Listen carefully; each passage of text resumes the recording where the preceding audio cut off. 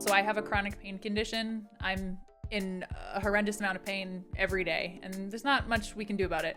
But it also means that because of the quality of people and what Travis was saying about the people who care about you and care about the content is like, if I need to take a day off, I don't have people yelling at me being like, where's my stream? I was told that there was going to be a stream today. I have people saying, you take your time, your health is more important than us getting, you playing video games today. We'll be back whenever you're comfortable or safe to do so. We'll be there. Don't worry about it. And I'm like, that is coming from a normal 9 to 5 where I was threatened with being fired for having to go to doctor's appointments for my condition. Like, that takes a toll really badly on your mental health. So, and is also like borderline illegal, but being able to just know that like, hey, I need to not be here today because I can't get out of bed, and having people support that, like, it's incredible.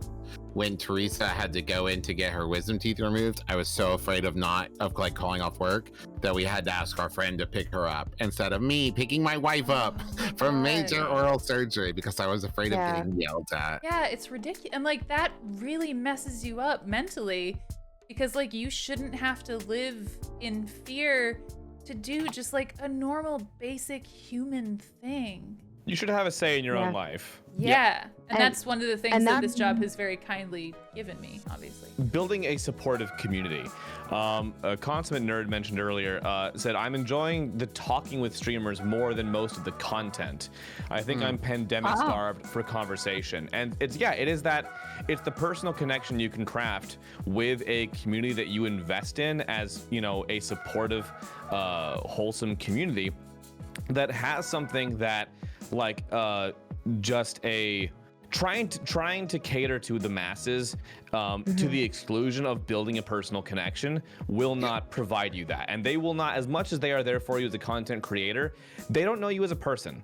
And giving them the opportunity to know you and have a little bit more of a personal connection to you means, like Kate was saying, they also have your back and won't just spit on you if you have to miss 3 days of streaming, cancel their subs, unfollow you, which happens to some larger streamers. If they miss a day of streaming, they lose 400 subs. Like, it's they're not there for you.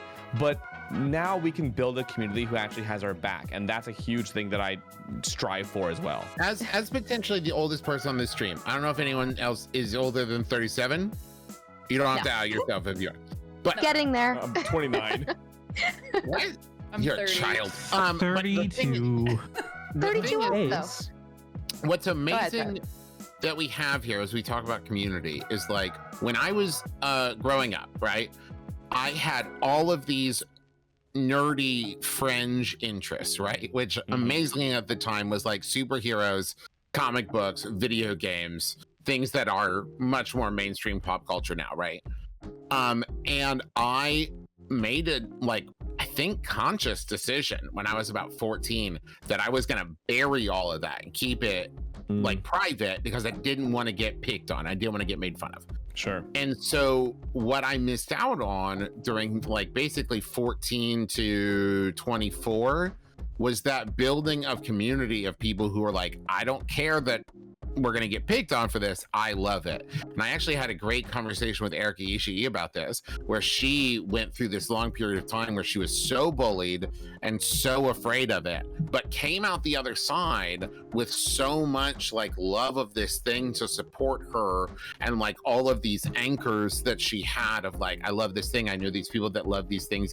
And so like it made all of that kind of get pushed aside for the things that she loved and made her more the person that she was. So the thing that I think we're seeing now, and the reason I think community building is becoming so, I think people are clicking into community building in a way that people who have been going to cons and making like convention best friends that they see, only like 3 times a year have already known, which is that your community doesn't have to be the person living next door to you. It's the person who makes you happy, the person who builds you up, the person who makes you feel like your best self. Like this kind of thing of like, we have this opportunity. We've never been more connected in history. And we have this opportunity to pick and choose and build our community ourselves without just having to say like community is about getting as many people in the door as you can. Because the other thing about conventions, right, when you think about, there are these performers, creators who maybe their show hasn't been on the air in like 10 years, and they go to a convention and they have a line out the door because it's about the impact that they had on people. It's about the relationships that they built with them through doing these conventions, through going to these things, through being connected with them online, right? It's not about like you're on a popular show that's on the air right now. It's about you made a product that meant something to me. You created something that I loved. And so I will then support you when you need me. And like, I've gotten that from my audience where I'll never forget the first C2E2 I went to. I'd never been there before, and I was just really starting on the con circuit, and I had like a signing, and it was like my first one at the convention, and I had, but times like 5, the longest line. And convention workers kept coming over to me and saying, who are you? And I kept going, like, I could answer that all day and you still wouldn't know. Like, it was just like people coming out to support. And it's like this huge swelling of love and support in my heart of just like, I was just starting out at cons. I was there and I didn't know if I was supposed to be. I did, because I hadn't been on TV. I hadn't made these things. And then people showed up and like let me know that I was where I needed to be.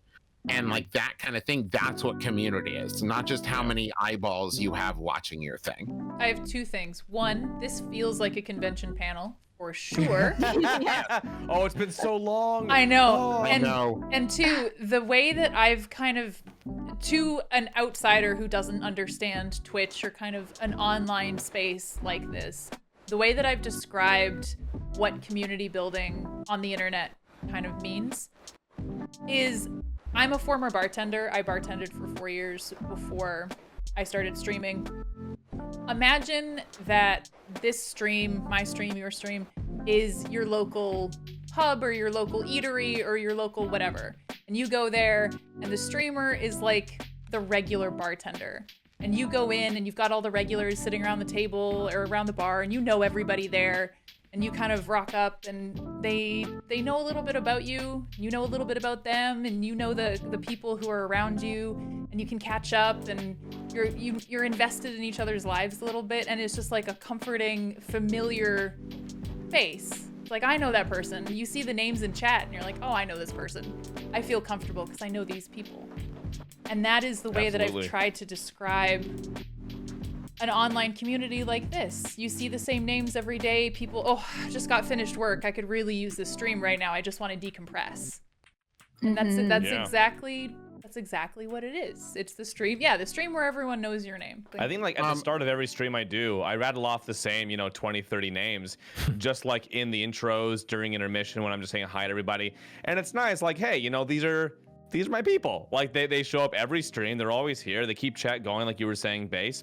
And that is comforting, not just for the members of the community who have a place to go and people to share it with, but what's important to realize is also the streamer, we are a member of that community. We're not like something above that. We're not outside of it. We're very much a member of that very same community. So that sense of inclusion, that feeling of belonging also extends to us, and it feels really nice to be a part of that even on our end. They could literally spend their time doing whatever else in this world that they want. Yeah, it's mind-blowing, right? They choose to have us on their screens and like type in our chat and maybe support us monetarily. Like you did this on purpose. Do you know how I think about this and probably cry like on a weekly or except a couple times a week basis? That's wild. I will also say this because I don't know what your life is at, but having 2 kids, I also get to look at the face of my children and think about the fact that the life I get to give them is because people support me, and the fact that I am able to provide for my kids is because people support me, and the fact that like I get to work from home and be there if my kid gets hurt is because people support me, and I only get to do the job I do and have the life that I have because of the support I've gotten from people. Like, absolutely, it's mind blowing. You know, Yeah. it's one of the main things that I've been working on in therapy is actually like finding a balance between. And I hope this doesn't sound like I'm now contradicting all the nice things we've said about a supportive audience, but trying to find the balance between finding not like basically my problem for a long time was I would feel that imposter syndrome, or I'd feel bad about myself. I didn't know if I was good or not, that kind of feeling. And then when people said that they appreciated me, when people said that they liked what I did, when people said like that, then let me go, oh, okay, well, then I am good, right? Because people like me and I make people happy.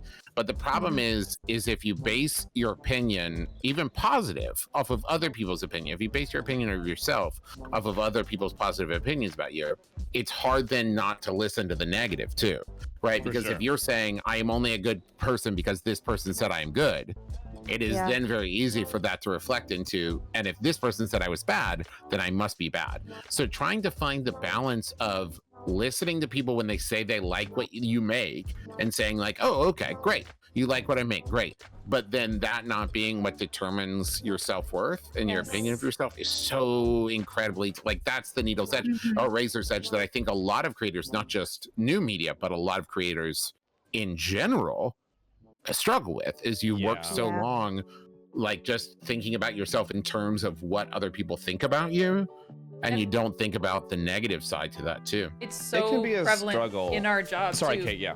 No, it's just like if the numbers go up, people must like us. If Right. you know, Right, yeah. I must look good in my Instagram photo if the likes are high. I must be funny on Twitter if the likes and retweets are high. I must be doing a really good job at streaming if the viewer numbers and the sub numbers are high.